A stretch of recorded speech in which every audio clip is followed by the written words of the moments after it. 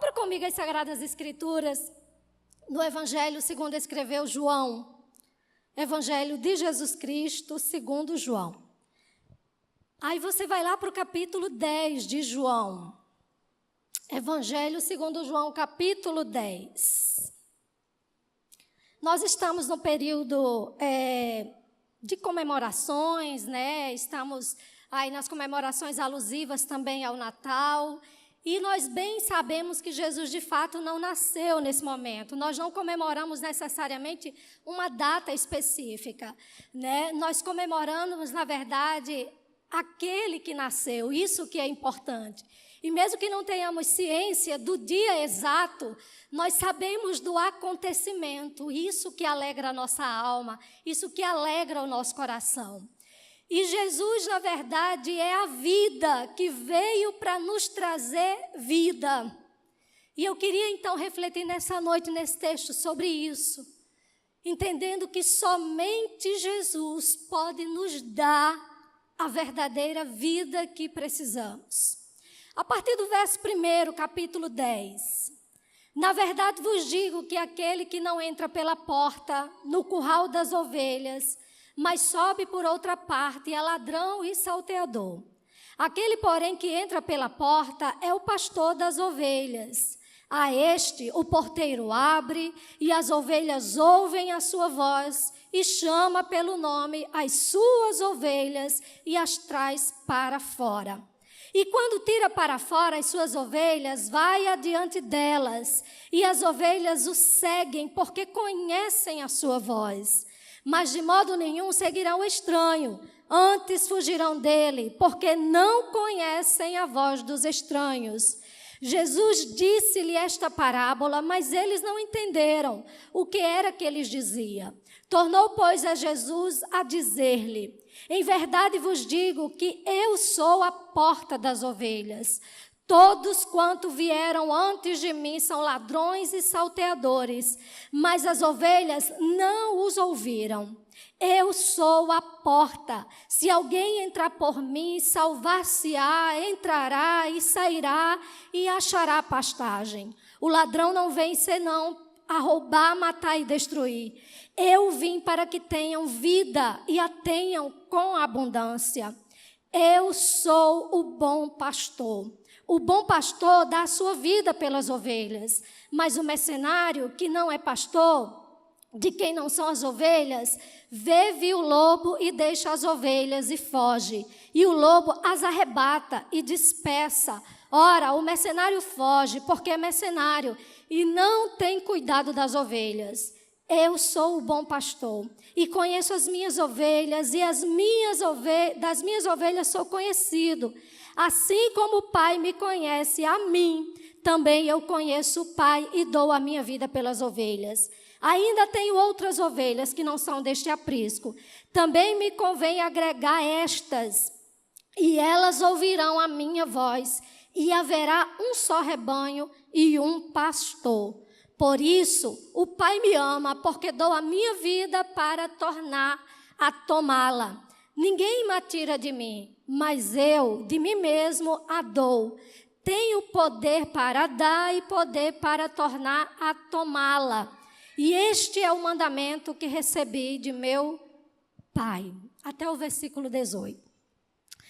Meus queridos, eu acho que falar sobre vida nos dias de hoje é um assunto extremamente relevante. Porque, por um lado, as pessoas têm um conceito errado do que é viver verdadeiramente e do que é ter vida. Por outro lado, também, algumas pessoas têm esvaziado o conceito da vida, não é? Tanto é que a gente tem aí uma alta na taxa de suicídio, os índices são assustadores. A banalização da vida nos mostra quantas pessoas estão perdidas com relação a essa significância. Quando eu olho para Jesus, eu entendo verdadeiramente o que é a vida. Nós podemos entender de fato qual é a vida que Deus tem para nós, qual a vida que Deus quer para a nossa existência. E foi para isso que Jesus veio. Ele encarnou e, sendo a própria vida, ele veio para trazer vida. E eu posso destacar muito bem aqui, nesse texto, porque Jesus, somente nele, nós encontramos a vida verdadeira. Mas para a gente entender, antes da gente adentrar nas minúcias do texto, nós precisamos entender esse texto à luz de 3 contextos específicos. O primeiro contexto é o que a gente chamaria de contexto histórico-cultural. Quando Jesus ele pronuncia esse discurso, na verdade, Jesus está usando aqui várias metáforas. E era muito comum na Palestina, muito comum na época de Jesus, se conhecer o que era o serviço do pastor, o pastoreio, as ovelhas. Jesus, portanto, está falando a um público, na verdade, que sabe muito bem os encargos de um pastor. E dentro dessa metáfora, Jesus está se comparando a essa realidade. E aí eu entendo que a gente precisa transpor esse contexto histórico-cultural para que a gente possa se situar também nas palavras de Jesus. Era interessante porque na época de Jesus havia muita escassez de água nos tempos bíblicos. Principalmente, aliás, na região dos tempos bíblicos, a gente poderia até melhor definir assim. E aí era interessante porque muitos pastores, em determinadas épocas, eles se reuniam no que eu chamo de uma espécie de sociedade pastoril, para ir em busca de água para as suas ovelhas. Cada um conduzia os seus rebanhos e iam, então, até os lugares mais remotos para tentar encontrar água para as suas ovelhas. E aí era interessante porque eles formavam um único redil, um único curral. Esse curral era feito de palha ou de madeira e era cercado por pedras. E em cima da muralha de pedras, eles colocavam espinhos. E durante a noite passava alguém, muitas vezes o próprio pastor, a noite toda guardando as ovelhas ali. Esse é o contexto histórico-cultural no qual se situam as palavras que Jesus está contando aqui. Só dá para a gente entender, na verdade, como Jesus estabelece a comparação, se nós, na verdade, nos situarmos nesse ambiente também. Mas um outro contexto importante, que ele não pode faltar para a gente entender também esse texto, é o capítulo 34 de Ezequiel. O profeta Ezequiel, ele foi levantado por Deus, ele que era de descendência sacerdotal, foi levado ao cativeiro babilônico na segunda leva desse momento, quando Judá foi conquistado, o reino do sul. Israel passou por 2 grandes cativeiros, acredito que os irmãos estão situados nisso, mas o reino do sul, que durou cerca de 100 anos depois do reino do norte, também foi tomado.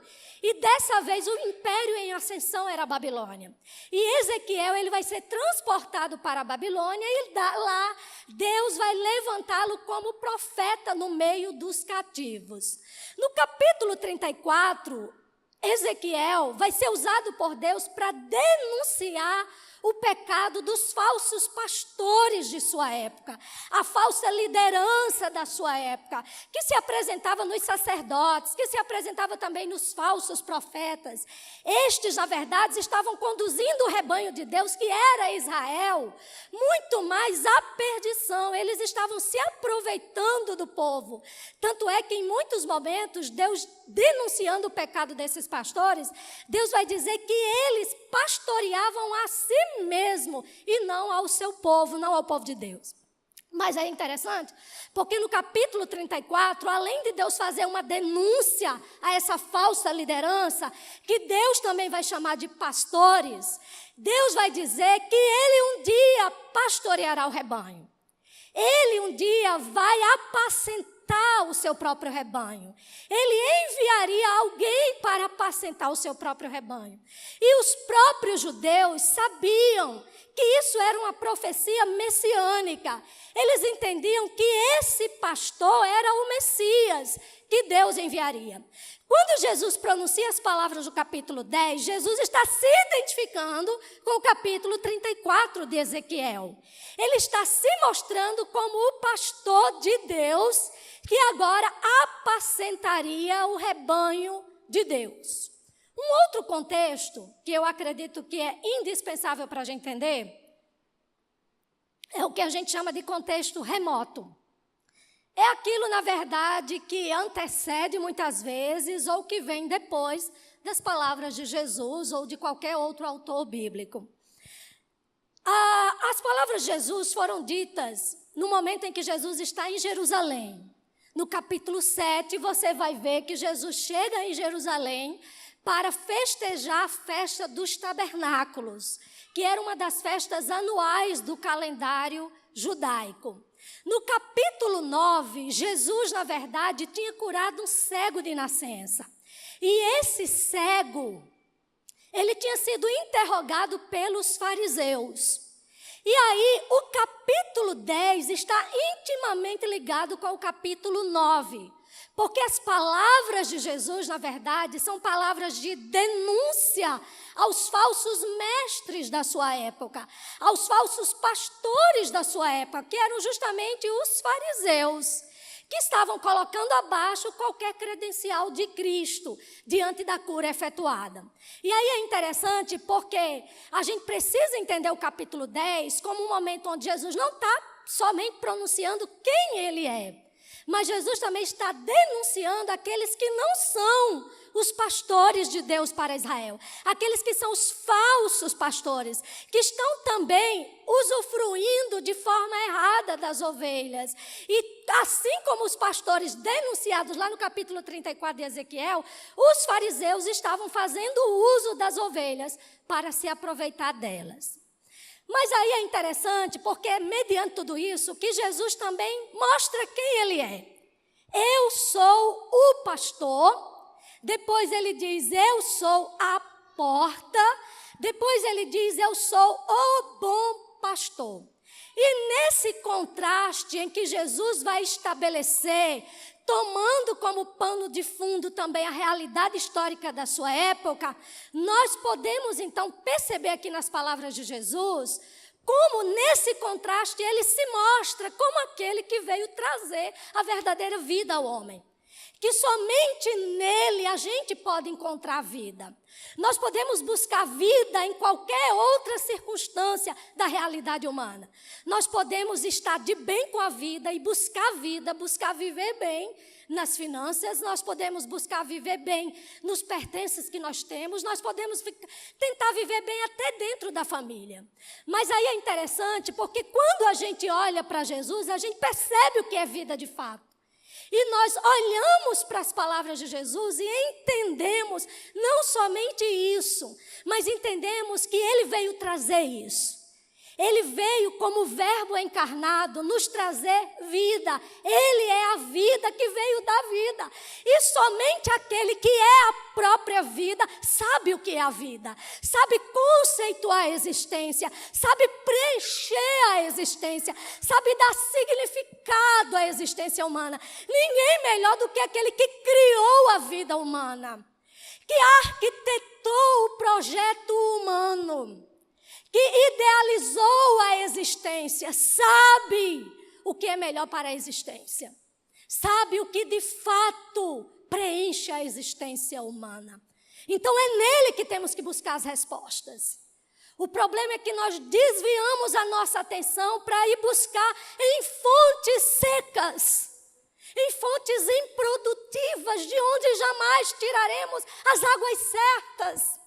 Mas aquele que é a própria existência, o Senhor da vida, aquele que é a própria vida, é capaz de nos dar as respostas para isso. E é aquele que pode nos dar isso verdadeiramente. E eu queria entender então aqui nas palavras de Jesus, dentro dessa realidade que nós acabamos de apresentar. Porque só em Jesus nós encontramos a verdadeira vida.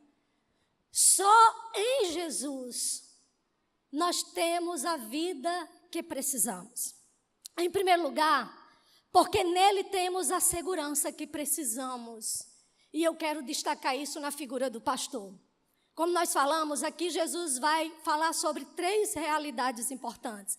Primeiro, ele vai se apresentar como o pastor. Depois, ele é a porta. Depois, ele vai além e ele diz, eu sou o bom pastor. Mas já na figura do pastor em si, Eu posso, na verdade, entender que Jesus é a verdadeira vida e que somente Ele pode dar a vida que precisamos, porque só nele encontramos a segurança que precisamos. Só nele temos a segurança que necessitamos. E aí a gente pode destacar isso nas palavras de Jesus. Nós podemos destacar essa segurança. Por quê? Porque Jesus, ele se apresenta como o dono das ovelhas. Ele diz, aquele que entra pela porta é o pastor das ovelhas.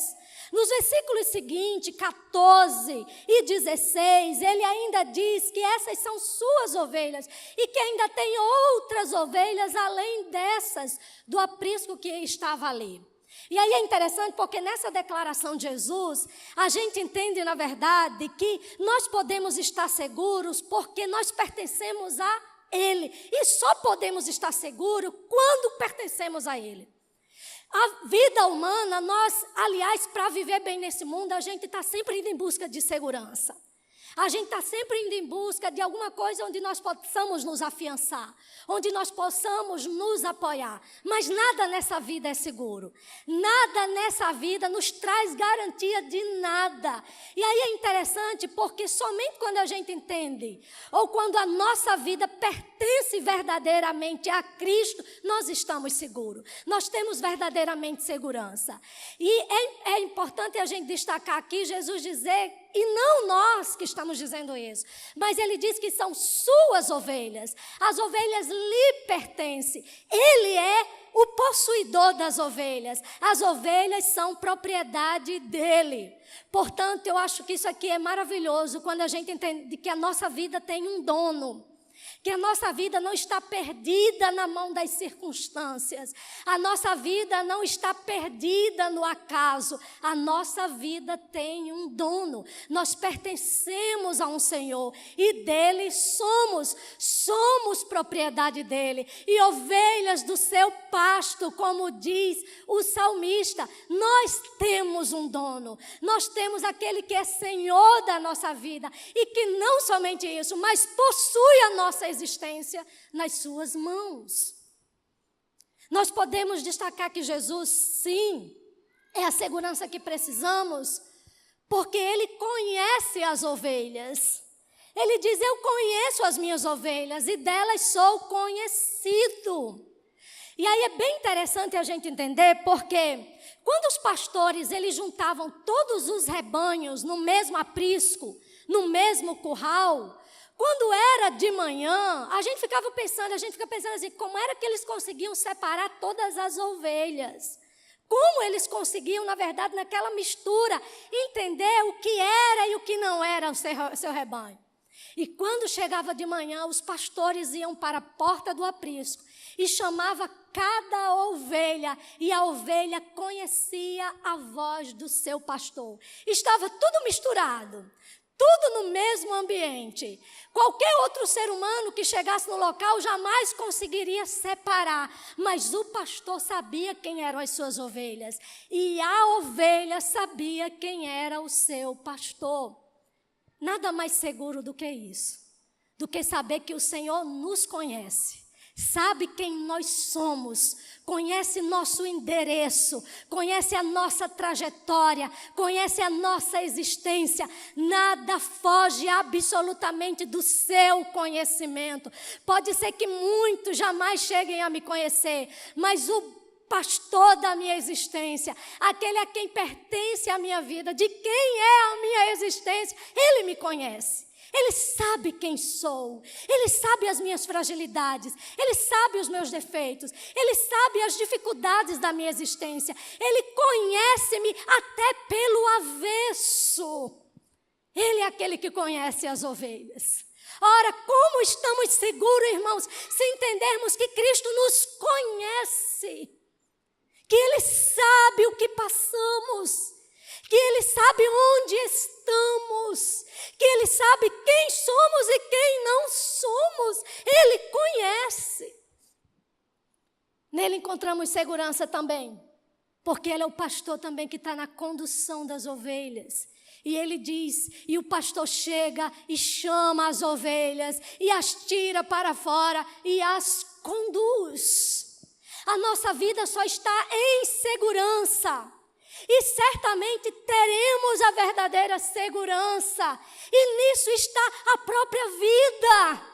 Quando nós estivermos debaixo da condução de Cristo, formos guiados pela sua potente mão, formos conduzidos pela sua graça, pelo seu amor. É muito interessante porque na época de Jesus também, os pastores, eles iam à frente do rebanho.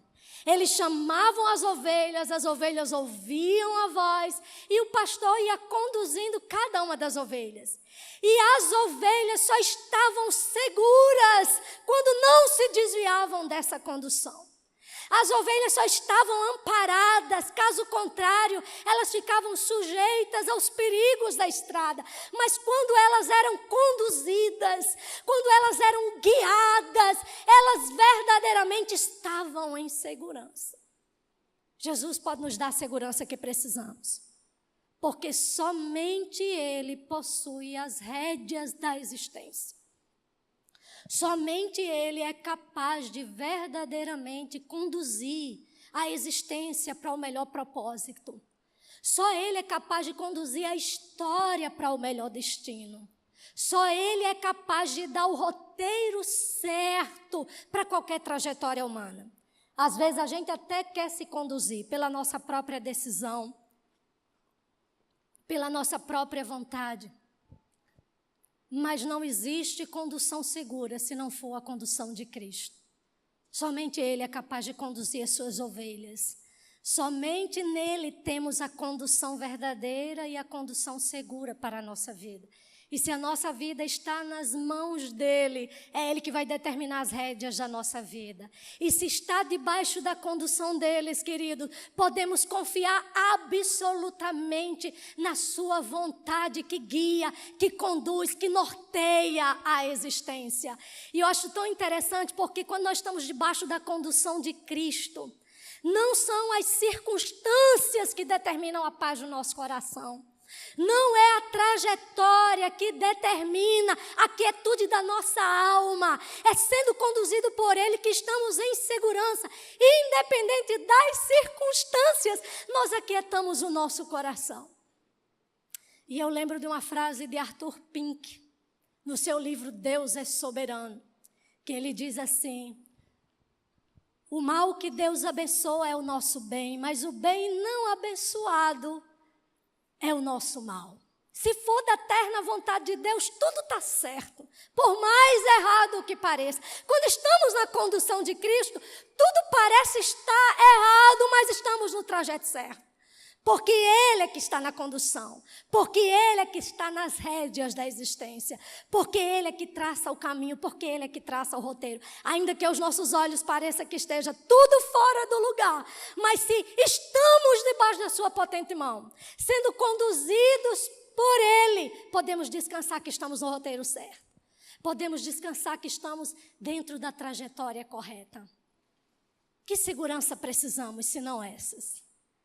De alguém que possua as nossas vidas, de alguém que nos conheça verdadeiramente e de alguém que trace o roteiro certo para a existência. É Ele que faz isso.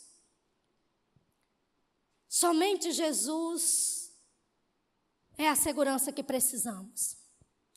Mas nele nós podemos encontrar a verdadeira vida também, irmãos, porque somente nele nós temos a suficiência que precisamos. Só em Jesus. Só Jesus é a própria suficiência. Ele não tem só a suficiência para a nossa vida. Ele é suficiente. E eu posso destacar muito bem isso aqui agora na figura da porta. No primeiro momento, Jesus se apresenta como o pastor. E agora ele vai dizer, a partir do verso 9, eu sou a porta. Se alguém entrar por mim, salvar-se-á. E entrará, e sairá, e achará pastagem. Quando os pastores faziam o aprisco, onde eles reuniam todas as ovelhas, muitas vezes era um dos pastores que ficava na porta, vigiando as ovelhas a noite toda. E aí é interessante porque às vezes esse pastor era chamado de a porta. Por isso Jesus diz, eu sou a porta.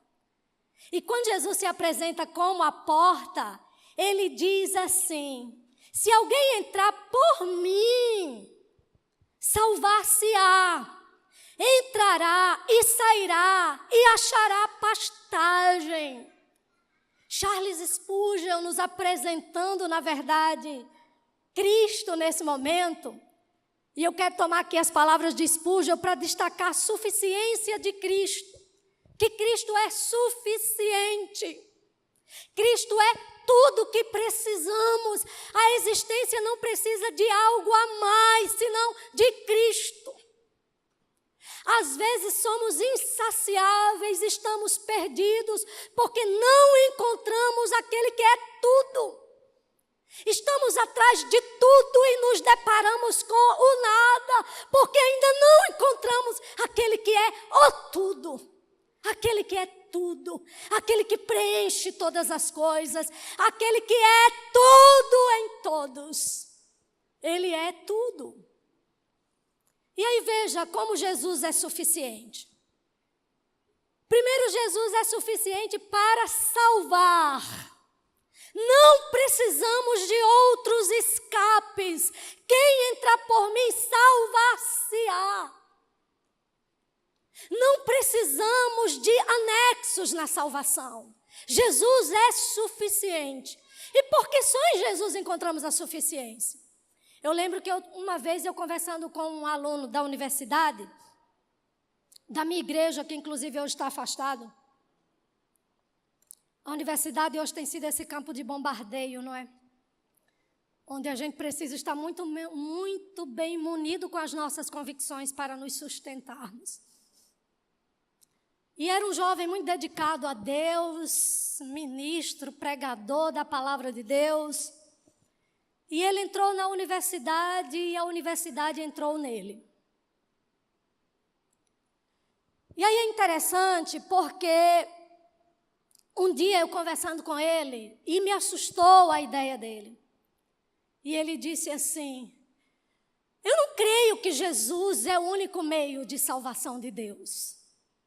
Eu acredito que Deus pode ter sua forma de salvar em outras culturas, em outras religiões. Não é possível que só haja um meio de salvação. Eu digo, o seu problema é que você não entendeu a salvação. Para você defender que Deus pode ter outros meios de salvação, você esvaziou o conceito de salvação. Você não entendeu o que é salvação. Porque Jesus é o único suficiente para salvar. Porque eu não posso buscar salvação em ninguém mais. Porque eu não posso buscar salvação em religião. Porque nenhuma dessas outras circunstâncias é capaz de me dar a vida eterna. Porque somente Jesus está habilitado a ser o Salvador.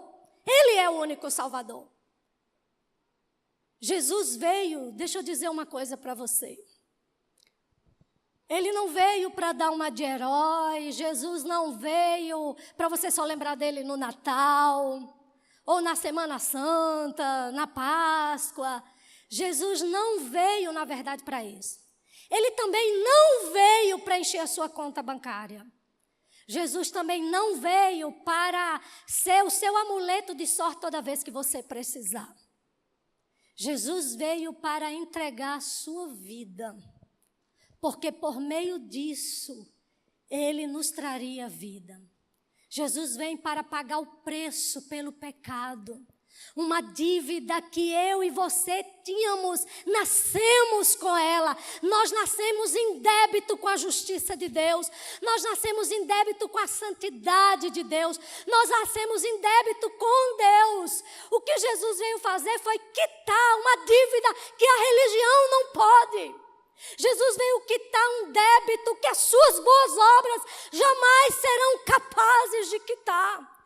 Jesus veio para quitar, pagar um preço que você, pela sua própria iniciativa, jamais seria capaz de fazer isso.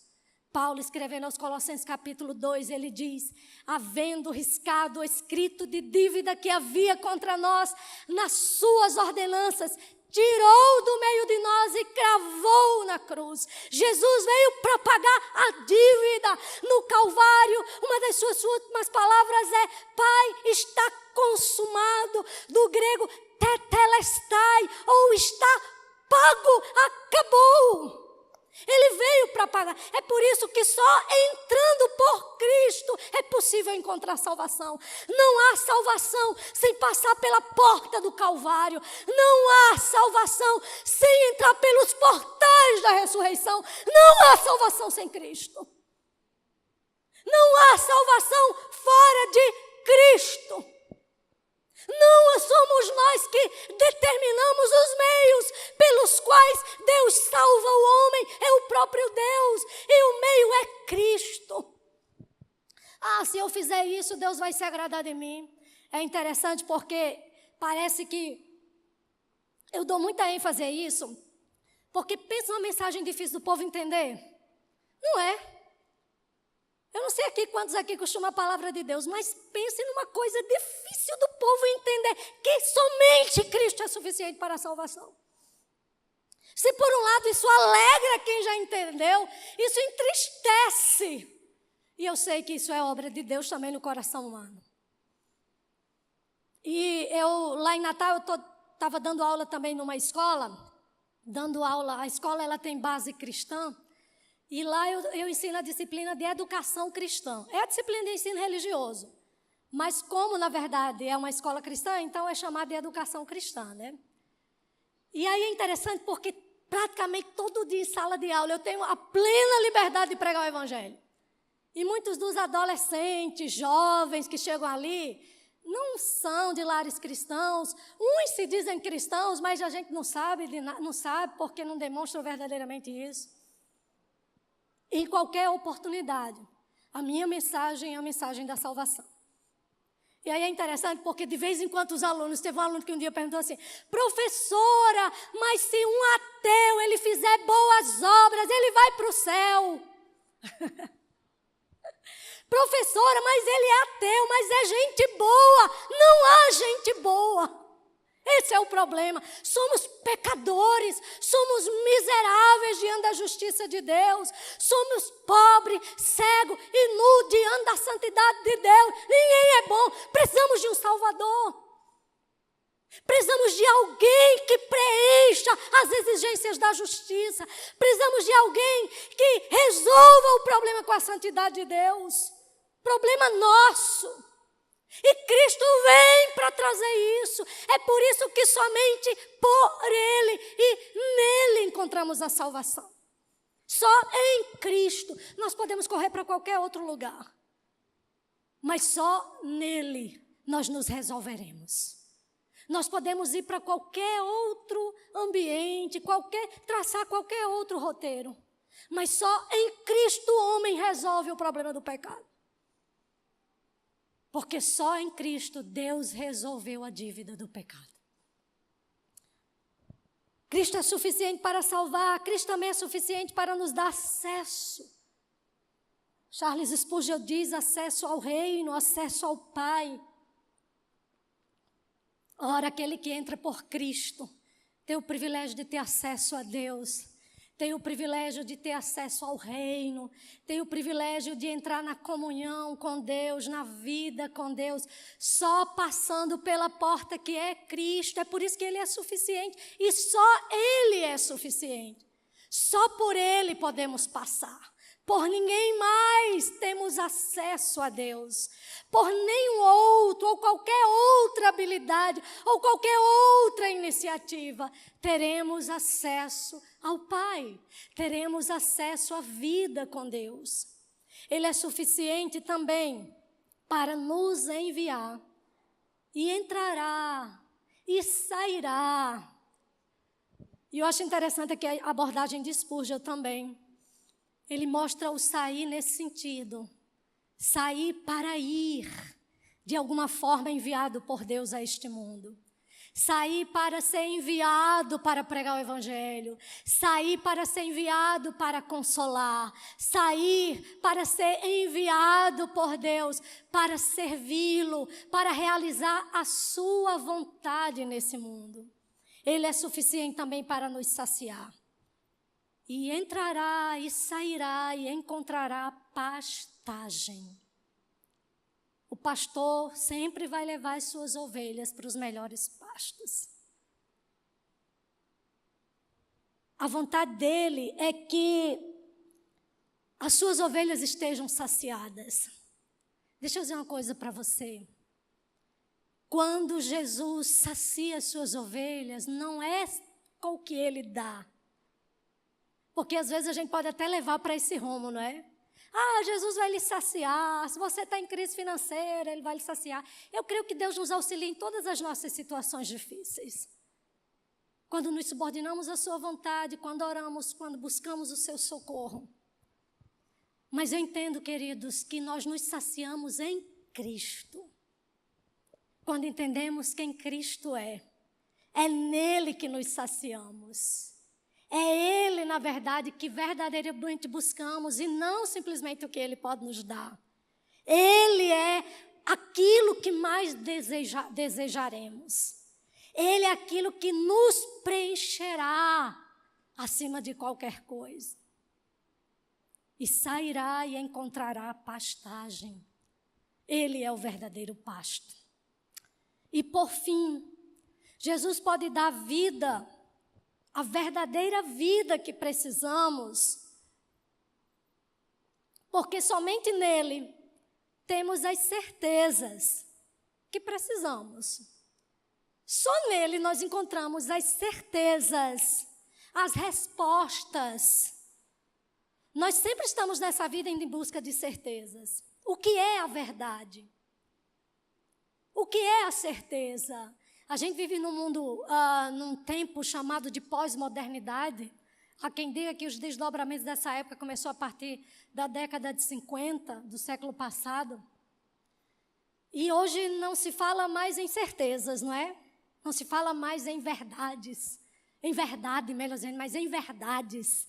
Cada um tem a sua verdade, cada um tem as suas certezas. Cada um tem, na verdade, a sua forma de ver a vida e cada um está certo dentro da sua maneira, dentro da sua própria perspectiva. E aí a gente se depara e a gente percebe que isso é tudo conceito vazio, isso é tudo conceito improdutivo. Só em Cristo nós encontramos as verdadeiras certezas.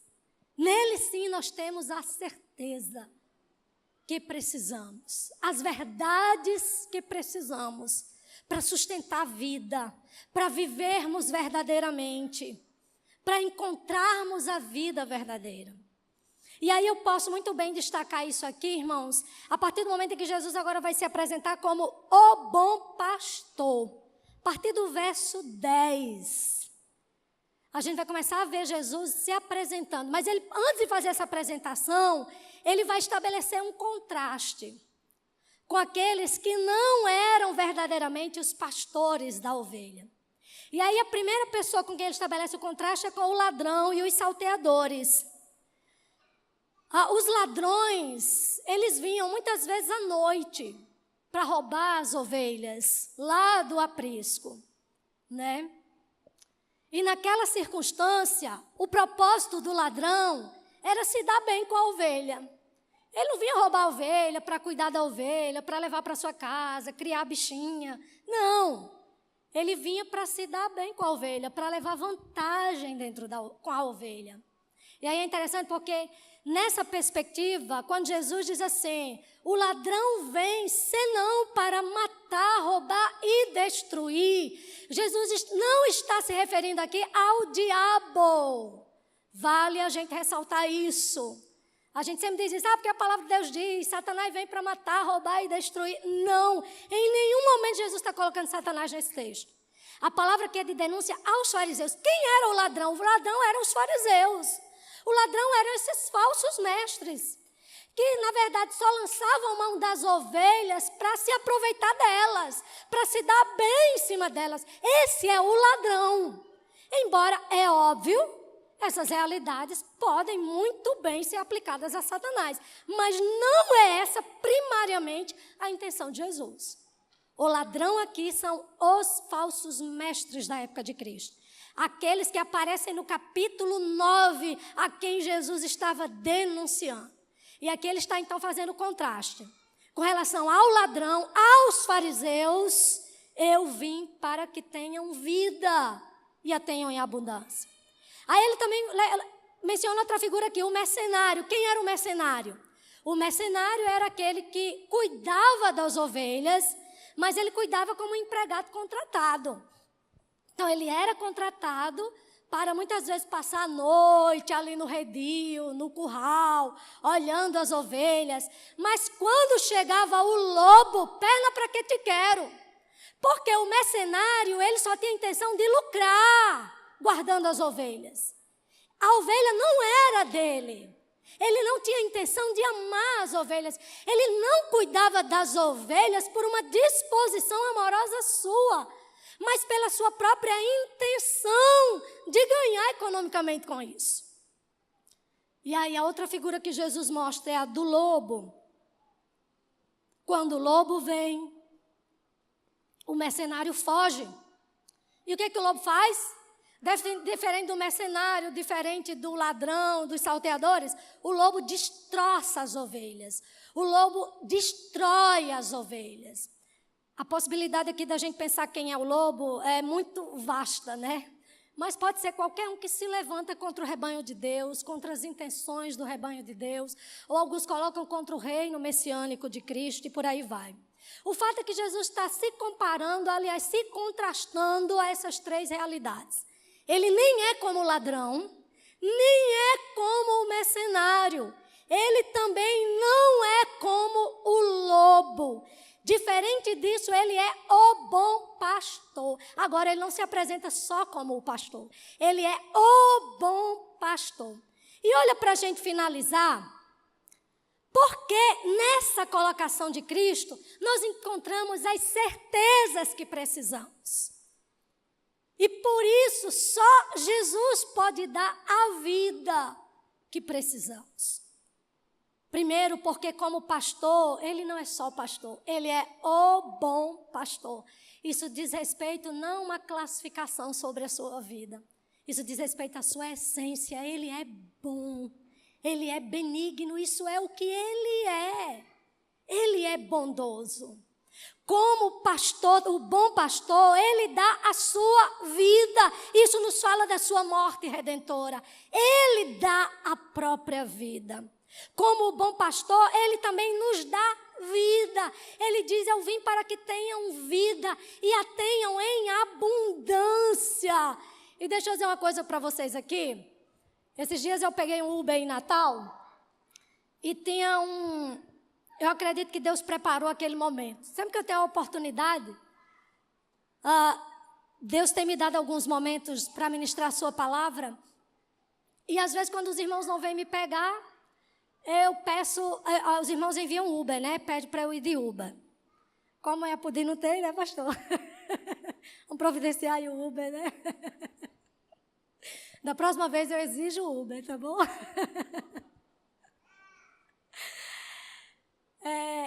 E aí eu lembro que a gente estava conversando, eu conversando com aquele motorista, e eu creio que Deus preparou aquele momento. E eu soube então na conversa dele, sempre nas conversas, eu peço a Deus que me dê a oportunidade para compartilhar o Evangelho. E na conversa com ele, ele diz, eu estou afastado da igreja. E aí eu fui, na verdade, colhendo mais e conversando mais, então eu fui tentando ter um diagnóstico do que tinha levado ele, tinha o levado a se afastar. E aí ele foi muito claro comigo. Ele disse, porque o pastor me prometeu isso, isso, isso, e a vida desandou. Pronto. Tudo desmantelou dentro da minha casa, desmantelou disso, naquilo, emprego, finanças. Mas o pastor disse que Jesus veio para me dar vida em abundância, e eu não vi isso. Eu não vi isso. Porque é assim que as pessoas têm distorcido e manipulado as palavras de Jesus. É muito fácil a gente manipular as Escrituras para que elas se encaixem nas nossas perspectivas, para que elas se adequem às nossas expectativas, ao que nós esperamos.